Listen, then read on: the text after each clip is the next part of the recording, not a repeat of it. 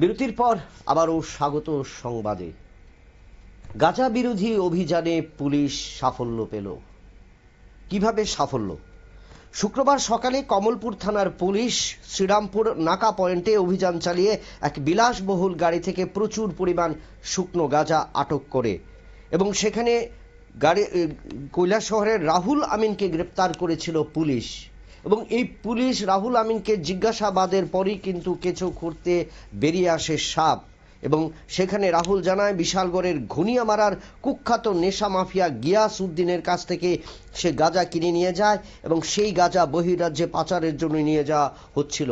কিন্তু গোপন খবরের ভিত্তিতে পুলিশ খোয়াই 208 নং জাতীয় সড়কের উপরে ছিল নাকা পয়েন্ট এবং সেখান থেকে গিয়াসউদ্দিনের সন্ধান পায় এবং সেখানে কিন্তু গিয়াসউদ্দিনের কাছ থেকে আবারও পুলিশ এই যে গাঁজা পাচার বা গাঁজার যে অভিযান চলছে সে তাতে কিন্তু একটা বড় সাফল্য পেল। এবং সেই জায়গায় রাহুল আমিনকে জিজ্ঞাসাবাদের পরেই কিন্তু গিয়াসউদ্দিনের মূল ঠিকানা, যাকে গাঁজা মাফিয়া হিসেবে কিন্তু চিহ্নিত করা হয়েছে, তাকে কিন্তু পুলিশ ধরতে সক্ষম হয়েছে। আমরা জেনে নেব সংশ্লিষ্টদের বক্তব্য।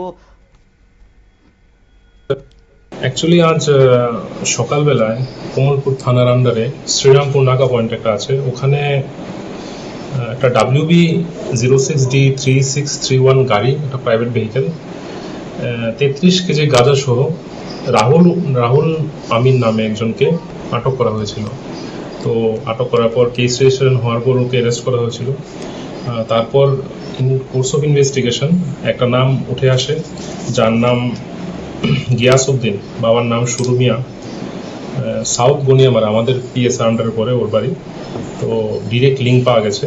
তো অ্যাকর্ডিংলি কমলপুর থানার পিএস আমাদেরকে আর্জি পাঠায়।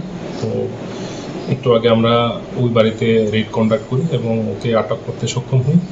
এখন পিএসে আছে। তো কিছুক্ষণের মধ্যে কমলপুর থানার পুলিশ টিম আসছে, ওকে আমরা ডিটেইন করে এনেছি, ওকে রেস্ট করে নিয়ে যাবো এখান থেকে। মামলার নম্বর কি আছে, কিছু পাওয়া গেছে স্যার? বুঝতে পারলাম যে মামলায় গ্রেফতার করা হয়েছে কমলপুর থানার মামলার নম্বর পাওয়া গেছে? মামলার নাম্বারটা হচ্ছে কমলপুর পিএস 31 নম্বর case under section 20B clause 2 clause C/25 and 29 of NDPS Act।